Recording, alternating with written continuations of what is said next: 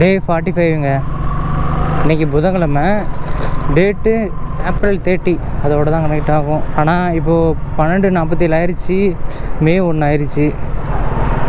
அவ்வளோதான். இன்றைக்கி தான் விளாக் எடுப்பேன். அதுக்கடுத்து 4 நாள் லீவு. அடுத்த வாரம் திங்கட்கிழமையிலிருந்து தான் டே 46 எடுப்பேன். அப்படியே கண்டினியூவாக 5 டேஸ் எடுத்து முடிச்சிருவாங்க.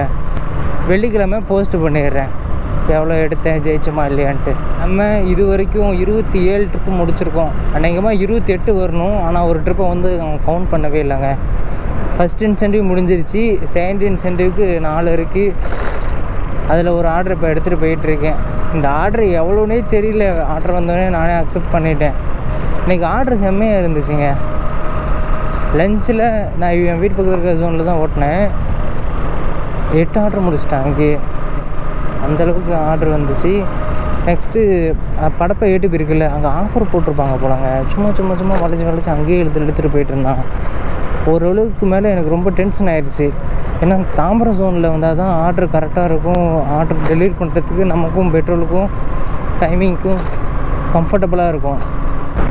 ஒரு 7:30 பக்கமாக இருக்கும். மறுபடியும் படப்பையில் ஒரு ஏடிபி இருக்கா, அந்த ஏடிபியில் சும்மா இழுத்துட்டு ஆர்டர் போட்டுக்கிட்டே இருந்தானா ஆர்டர் போய் டெலிவரி பண்ணுவேன். மறுபடியும் அங்கேக்குள்ளே ஆர்டர் வரும். ரொம்ப டென்ஷன் ஆயிடுச்சு எனக்கு. அட போடா அப்படின்னு சொல்லிட்டு ஆஃப் பண்ணிட்டு கொஞ்சம் தூரம் வந்துட்டு மறுபடியும் ஆன் பண்ணால் மொத்தம் 5 கிலோமீட்டர் தள்ளி வந்திருப்பேங்க. 5 கிலோமீட்டருக்கு மறுபடியும் ஆர்டர் போடுறான் 42 ரூபாய்க்கு. இங்கேருந்து 5 கிலோமீட்டர் ப்ளஸ் 2 கிலோமீட்டர் மொத்தம் 7 கிலோமீட்டருக்கு 42 ரூபா. அப்படியே எனக்கு டென்ஷன் ஆயிடுச்சு. அப்புறம் ஓகேன்னு சொல்லிட்டு பெருங்குளத்தூர் போயிட்டேன். பெருங்குளத்தூர் போயிட்டு பைக் இஷ்யூ போடலான்னு சொல்லிட்டு பைக் இஷ்யூ போட்டேன். ஆர்டரு ரிஜெக்ட் பண்ணி விட்டான். எனக்கு ஒரு என்னடா அப்படின்ட்டு. நானும் எப்பயுமே ஆர்டர் ரிஜெக்டே பண்ண மாட்டேன். என் ஃப்ரெண்டு ஆனால் சும்மா ரிஜெக்ட் பண்ணுவான்னு சொல்லியிருந்தேன்லங்க. அவனுக்கும் மைண்டு செட்டாக இருக்குது. நமக்கு வந்து ரிஜெக்ட் பண்ணாவே ஒரு மாதிரி பக்குன்ட்டே இருக்குது. ஐயோ 100 ஆர்டர் தானே, அவ்வளோதான் 600 இன்சென்டிவ் போயிருமேன்னு சொல்லிட்டு ஒரு கவலையாகவே இருக்கும். இப்பயும் கொஞ்சம் லைட்டாக கவலையாக தான் இருக்குது. அவ்வளோதான், இன்னொரு 2 மணி நேரம் ஓட்டிகிட்டா போதுங்க. எப்படி 3ஆவது இன்சென்டிவ் முடிக்க வைக்க போகிறான்னு நினைக்கிறேன். என்ன பிரச்சனைனா, ஆர்டர் நாங்கள் கொடுத்துட்டு மறுபடி என்னால் மூவ் பண்ண முடியல. மறுபடியும் ஆர்டர் எங்கே எடுத்தனும் அங்கேயே போட்டு இழுக்கிறான். இப்போ தாம்பரம் லொக்கேஷன் அப்படி கிடையாது. இங்கேருந்து நான் பல்லாவரத்துக்கு ஒரு ஆர்டர் எடுத்துகிட்டு போனால் அடுத்து பல்லாவரத்தில் ரிட்டர்ன் ஆர்டர் போடுவான். எங்கிட்ட போனாலும் ஆர்டராக இருக்கும். இப்போ கூட அப்படி தான் இருந்துச்சு, ஆர்டராகவே தான் இருந்துச்சு. எனக்கு டைமிங்கும் மிச்சமாகும், பெட்ரோல் செலவும் மிச்சமாகும், அலைச்சலும் மிச்சமாகுமா. அதனால தான் எனக்கு அவ்வளோ சங்கடப்பட்டேன் நான். டே 44 அதில் லாகின் போனஸ் வந்துருச்சுங்க. நான் எப்பயுமே விடிகாலம் 7 மணிக்கு செல் எடுத்து பார்ப்பேன், இன்சென்டிவ் வந்துச்சே இல்லையா அப்படின்னு சொல்லி செக் பண்ணுவேன். நான் நைட்டே வந்து கால்குலேட் பண்ணியிருந்தேன். 2700 தான் அப்படி வர மாதிரி. உள்ளே போய் பார்த்தா 2800 மேலே இருக்குது. இப்போ எப்பட்றா அப்படின்னு சொல்லிட்டு உள்ளே ஸ்க்ரோல் பண்ணி பார்த்தா லாகின் போனஸ் போட்டிருக்கான். 11 ட்ரிப்பு தான் முடிச்சிருந்தேன். ஆனால் எப்படி தான் அவன் போட்டானது இல்லை. ஒருவேளை ஒரு ட்ரிப்பை வந்து மறைமுகவே வச்சுட்டே இருந்திருக்கான். இப்போ ஒரு ட்ரிப்பை வச்சுருக்கான்ல, அது மாதிரி வச்சுட்டு இருந்திருப்பான்னு நினைக்கிறேன். வியாழக்கிழமைக்குள்ளே 10 ரூபா இல்லைன்னா 9 ரூபா பக்கமாக ரீச் பண்ணிட்டா இந்த வாரம் வீக்லி நான் எப்படியாவது கஷ்டப்பட்டு அந்த 16,200 விட அதிகமாக எடுத்து காட்டணும் அப்படின்னு நினச்சிட்டு இருக்காங்க. இன்றைக்கி கால்குலேட் பண்ணதே 20,000 பிளான் போட்டேன்.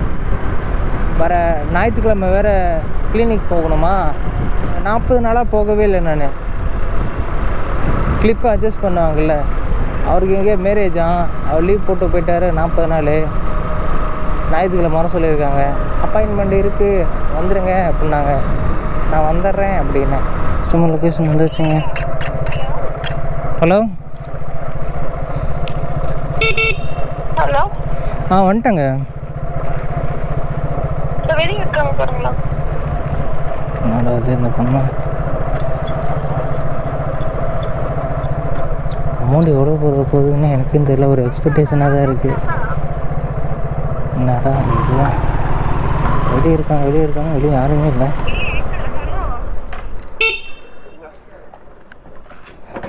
அங்கே நிற்கிறாரு.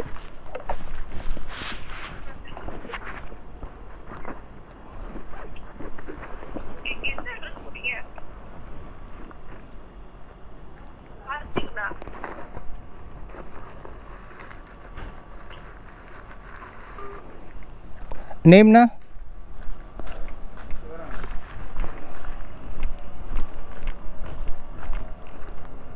கொட்டிடுச்சிங்களா? இல்லை கொட்டலையே, அது அப்படி தான் இருந்துச்சு. ஆமாம், அப்படி தான் கொடுத்தாங்க எனக்கு.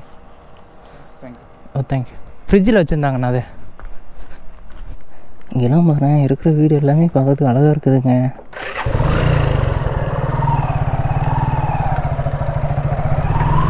வீடு காம்பேக்டாக இருக்குது, பார்க்குறதுக்குமே அழகாகவும் க்யூட்டாக இருக்குது. இது என்னது பூனையா நாயா? இல்லை கருன்னு.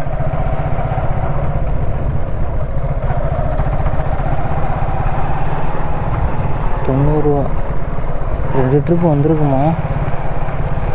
2 ட்ரிப்பு போட மாட்டான்னு நினைக்கிறேன். ஏன் ஒர்க் ஆகுது செல்லு?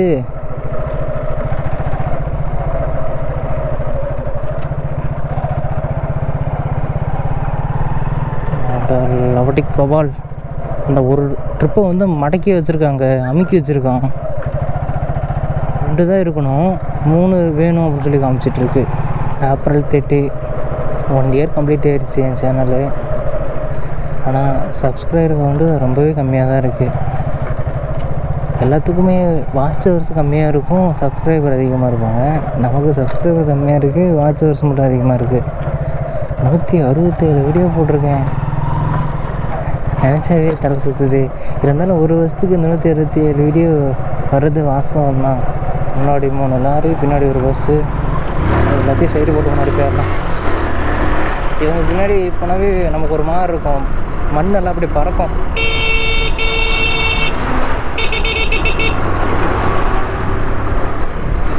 வேறு நடுறதுலேயே போகிறான், இருக்க மாதிரி. சேனலு ஆரம்பித்து ஒரு மாதம் கழிச்சு நான் இந்த மாதிரி ஸ்விக்கியில் தான் ஒர்க் பண்ணிட்டு தான் இருந்தேன். இந்த வீடியோலாம் போட வேண்டாம், அதெல்லாம் அவ்வளோலாம் ரீச்செல்லாம் வராது அப்படின்னு சொல்லிட்டு தோணுச்சு. இருந்தாலும் இப்போ தான் ஸ்டார்ட் பண்ணோம், இப்போயே விட வேண்டாம் அப்படின்னு சொல்லிட்டு எப்படி என்ன சொல்கிறது, ஒன்று வந்தால் கூட நமக்கு பெரிய விஷயம் தானே அப்படின்னு சொல்லிட்டு தான் போட்டுகிட்டே இருந்தேன். மொத்தம் 100 வீடியோ பக்கமாக போட்டிருப்பாங்க. 60 வீடியோவே என்னோடய சொந்த வீடியோ, பைக் இஷ்யூ, அதுக்கப்புறம் ட்ராவலில் கொஞ்சம் பண்ணியிருந்தேன்ல அந்த வீடியோ கொஞ்சம் இருக்கும். இந்த டெலிவரி வீடியோ மொத்தம் 100 வீடியோவா? 100 வீடியோவும் ஒரே மாதிரி தம்ப்நெயிலு, ஒரே மாதிரி கண்டென்ட்டு. அது நினச்சிருக்கவங்களுக்கு தான் இருந்தோம். இந்த வீடியோ ஆல்ரெடி யூடியூப்பில் நிறையா பேர் வச்சுருக்காங்க, நிறைய டைம் நீயும் போட்டுட்டேன், நான் உனக்கு புஷ் பண்ணவே மாட்டேன் அப்படின்னு சொல்லிகிட்டு இருக்கோம். விடுங்க, 1 நாள் தானே, இன்னும் ஒரு 5 வீடியோ தான் இருக்குது.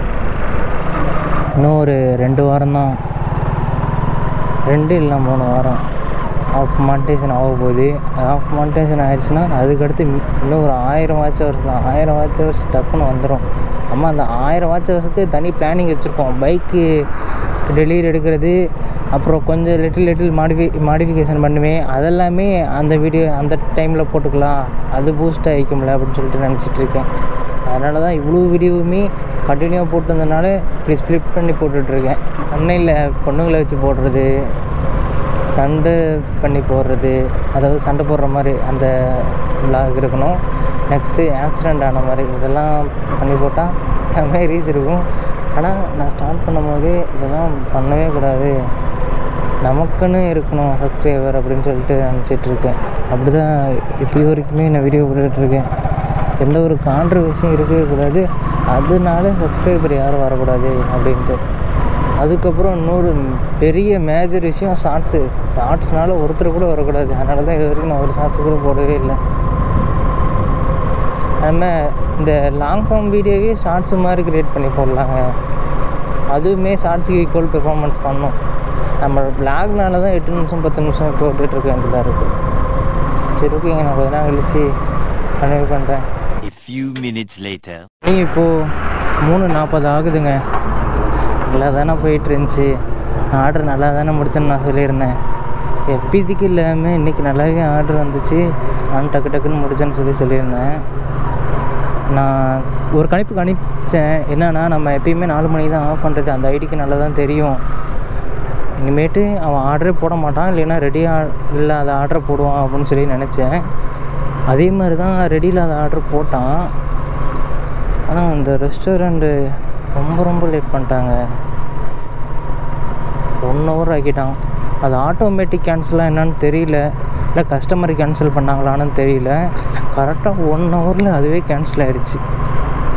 ஆனால் இது வரைக்கும் எந்த ரெஸ்டாரண்ட்லேயும் இவ்வளோ நேரம் வெயிட் பண்ணதே இல்லைங்க. என்ன சொல்கிறது, நான் வந்து எப்படி சொல்கிறது, அதான் என் மைண்டு ரொம்ப ஸ்பீடாக இருக்குன்னு சொல்லி சொன்னேன்ல, ரொம்ப நேரம் ஒரே இடத்துலையும் இருக்கவும் முடியாது என்னால். எனக்கு ஒரு மாதிரி டென்ஷன் ஆயிரும். அது இருந்தாலும் அந்த மதியம் ஒரு ரிஜெக்ஷன் பண்ணிட்டேன்ல, அடுத்து ஒரு ரிஜெக்ஷன் பண்ணிட்டா 600 இன்சென்டிவ் வராதோ அப்படின்னு சொல்லிட்டு தான் ரொம்ப கஷ்டமாக இருந்துச்சு. அதனால தான் அந்த ஆர்டர் நான் அன்னைசன் கூட பண்ணலை. ஒவ்வொரு டைம் அன்னைசன் பண்ணால் ரிஜெக்ஷனில் போவோம், இல்லைன்னா அன்னைசனே ஆகிடும். அந்த ஆர்டர் வந்ததுக்கு தடையுமே இருக்காதா. எனக்கு அந்த 600 தான் மைண்டில் ஓடிட்டே இருந்துச்சு. இல்லைன்னா நான் பாட்டுக்கு அன்னைசன் பண்ணிட்டு கிளம்பியிருப்பேன். அது ரொம்ப வருத்தமாக இருந்துச்சு எனக்கு. இப்போ அந்த ஆர்டர் கேன்சல் பண்ணது கூட பிரச்சனை இல்லை, லாகின் மனசும் எடுத்துருக்கலாம் அங்கே இந்த ரெஸ்டாரண்ட் லேட் பண்ணதுனால. அன்றைக்காலும் இப்படி தான் பண்ணான், 20 நிமிஷம் வெயிட் பண்ணான், இப்போ இப்படி தான் பண்ணுறான். அந்த பையன் ஒருத்தன் தான் இருக்கான், அவன்கிட்ட சண்டையும் போட முடியல. இதுக்கு வேண்டாம் விட்டுன்னு சொல்லிவிட்டு அப்படியே பொறுமையாக போயிட்டுருக்கேன். ஏற்கனவே அந்த கடையில் ஏற்கனவே சண்டை ஒரு டைம் நடந்துச்சு, அதனால தான் இந்த பையன்ட்டு அப்படி கொஞ்சம் காட்டக்கூடாதுன்னு சொல்லிட்டு தான் நான் விட்டுட்டேன். 1 நிமிஷம் கழித்து மறுபடியும் ஒன்ஸு கேட்டேன், ஆர்டர் கேன்சல் ஆகிடுச்சான்னு தான் கேட்டான். எடுத்த உடனே கேட்ட உடனே ஒரு மாதிரி பக்குன்னு ஆயிடுச்சு, என்னடா எப்படி சொல்கிறான் அப்படின்ட்டு. அப்போ என் மைண்டில் ஆர்டர் கேன்சல் ஆயிரும் அப்படின்னு சொல்லிட்டு மைண்டில் தான் இருந்திருக்கான் அப்படின்னு சொல்லி தோணுச்சு. ஆர்டர் கேன்சல் ஆகி ஒரு 10 நிமிஷம் அவங்களோட கான்வர்சேஷன் போட்டேன். என்ன ப்ரோ, என்ன என் மேலே ஏதாச்சும் போகுமா அப்படின்னு சொல்லி கேட்டேன். உன் மேலே எனக்கு என்ன போகும், அவர்கிட்ட தான் என்ன சண்டை போட்டேன், நீ எனக்கு என்ன அப்படின்னா. நான் என்ன லாங்குவேஜில் கேட்டேன்னா, நெக்ஸ்ட்டு இது மாதிரி பண்ணாத, ஆர்டர் ரெடி ஆகும்னு சொல்லி, இல்லைனா ரெடி இல்லைன்னு சொல்லிடுறேன். நான் அதுக்கேற்ற மாதிரி ஆர்டரை கேன்சல் பண்ணிடுறேன் அப்படின்னு சொல்லிட்டு வந்தேன். எனக்கு புரிஞ்சிருக்குன்னு நினைக்கிறேன். இதுக்கு மேலேயும் ஆன் பண்ணி ஓட்டலாம், மேபி ஆர்டர் வரும்.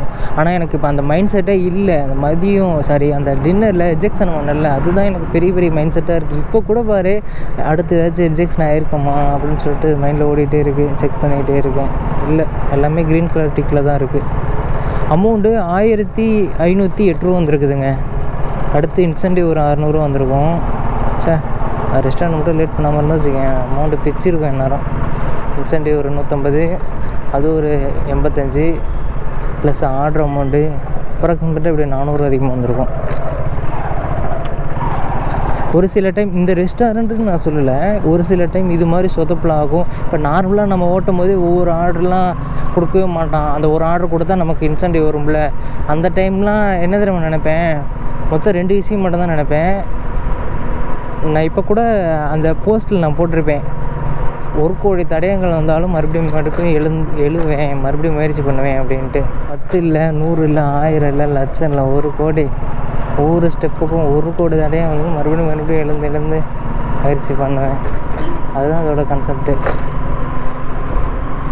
இந்த யுகம் ஆசைக்காக பண்ணல, எனக்காக பண்ணுறேன். மொத்தம் 100 ஸ்டெப்பு. 100 ஸ்டெப்பில் 0ல் தான் இப்பயுமே இருக்கேன். அந்த ஒரு ஸ்டெப்பு வர்றதுக்கு ரொம்ப கஷ்டமாக இருக்குங்க. நான் நினச்சதை விடையே 10 மடங்கு ரொம்ப கஷ்டமாக இருக்குது. எப்படி சொல்கிறது, இப்போது 0.5 அப்படியே கொஞ்சம் எழுந்தாலும் அடி மேலே அடி அடிச்சுக்கிட்டே இருந்தால் எப்படி இருக்கும், அப்படி இருக்குது எனக்கு. ஆனால் என் லிஸ்ட்டில் ஃபஸ்ட்டு 5 ஸ்டெப்பு தாண்டிட்டாவே அதுக்கடுத்து போக ரொம்ப ஈஸியாக இருக்குன்னு நினைக்கிறேங்க. எதுலேயுமே இல்லை, எந்த ஃபீல்டும் இல்லை, எல்லா ஃபீல்ட்லேயும் இப்படி தானே. ஃபஸ்ட்டு ஸ்டெப் ரொம்ப கஷ்டமாக இருக்கும்ல. கவலையாக இருந்தால் அந்த 2 விஷயத்தை மட்டும் தான் நினச்சி பார்ப்போன்னு சொல்லியிருந்தேன். அது சொல்லாம மறந்துட்டேன். ஃபஸ்ட்டு ஒரு விஷயம், என் பைக்கு. எவ்வளோ தான் செலவானாலும் சரி, எவ்வளோ தான் பணம் வந்தாலும் சரி, நீ தான் எப்பயுமே எனக்கு அப்படின்னு சொல்லி நினச்சிப்பேன். எப்போ அமௌண்ட்டை நான் மிஸ் பண்ணிட்டு போகிறேனோ அப்போல்லாம் இந்த பைக்கை வந்து எப்பயுமே முதல்ல நீ தான் எனக்கு அப்படின்ட்டு நினச்சிட்டு போயிட்டே இருப்பேன். 1000 பணம் இருந்தாலும் சரி, 1000 செலவானாலும் சரி, எப்பயுமே நீ இருக்க கூட அப்படின்ட்டு. அது ஒன்று. நெக்ஸ்ட்டு பல தடைகள் வரட்டும், பல அடிகள் விழட்டும், நம்ம கோல் தங்கு தடையின்றி சிதறாமல் போகணும் அப்படின்னு நினைப்பேன். அதுவும் நினச்சிப்பேன். இந்த ஸ்விக்கி வேலைக்கு வரும்போது ஜாயின் பண்ணுறதுக்கு முன்னாடியே, நீ இதுக்கு தான் போகிறன்னு முடிவாயிட்ட, யார் என்ன சொன்னாலும் நீ இந்த குதிரைக்கு கடிவாளம் கட்டின மாதிரி போகணுன்னு போயிட்டேன். அதுக்கு முன்னாடி நான் கொஞ்சம் ரெஸ்ட்ரிக்ஷன்லாம் வச்சேங்க. நான் அதெல்லாம் ஃப்யூச்சரில் சொல்கிறேன். எப்படின்னா, இதை விட்டு போகிறதுக்கு நடுநிலையாக இருப்பில்ல. அப்போ நான் சொல்லுவேன், இந்த ஃபீல்டில் நம்ம பணம் அதிகமாக தான் சம்பாதிக்கிறோம் இல்லைன்னு இல்லை, ஆனால் ரிஸ்க்கு வந்து நம்ம நினச்சி பார்க்குறத விட ரொம்ப அதிகமாக இருக்குங்க. இப்போ எக்ஸாம்பிளுக்கு வந்து இப்போ நம்ம ரோட்டில் போயிட்டுருக்கோம், இப்போது ஆட்டோ வருது அப்படின்னாங்கன்னா அவங்க வந்து சும்மா ஒவ்வொருத்தர் வந்து வேணும்னே வந்து பிரச்சனை பண்ணுவாங்க. இப்போ ஒருத்தர் பைக்கில் போகிறான்னா ராங் ரோட்டில் வருவான், சும்மா எதாட்டமாக தான் நம்ம பார்ப்போம், ஏதோ நம்ம மைண்ட் செட்டில் நினச்சிட்டு பார்ப்போம். அவனை நம்மளே பார்த்து என்னடா பார்க்குற அப்படிமா, அப்போலாம் ஒரு மாதிரி காண்டாக இருக்கும். அப்படியே இப்போ கீழே இறங்கி மூஞ்சி ஒரு பல்லெல்லாம் உடச்சிடலாமன் இருக்கும். வந்தியாக முட்டு போங்க சும்மா இதெல்லாம் பேசிகிட்டு இருக்கு அப்படின்ட்டு. எல்லாமே ஓகே பொறுமையாரு விட்டு விலகிடு, இன்னொரு 3 செகண்டு இங்கேருந்து அவ்வளோ தூரம் போயிட்டுனா போதும், அதுக்கடுத்து அவன் யாரோ நீ யாரோ உன் மைண்டில் அவன் வரவே மாட்டான், பதிவே ஆக மாட்டான் அப்படின்னு சொல்லிட்டு போயிட்டே இருக்க தோணும். அது அப்புறம் இந்த ஒரு ரொம்ப சின்ன குறுகலான இடமா இருக்குங்க. அந்த இடத்துலலாம் போனால் வச்சுக்கேன் என்ன வேணாலும் நடக்கலாம். மேபி அங்கே 4 பசங்க இருக்கலாம், நம்ம பைக்கு பிடிங்கி வச்சுக்கலாம், நம்ம காசு வாங்கலாம், அது ஒன்று.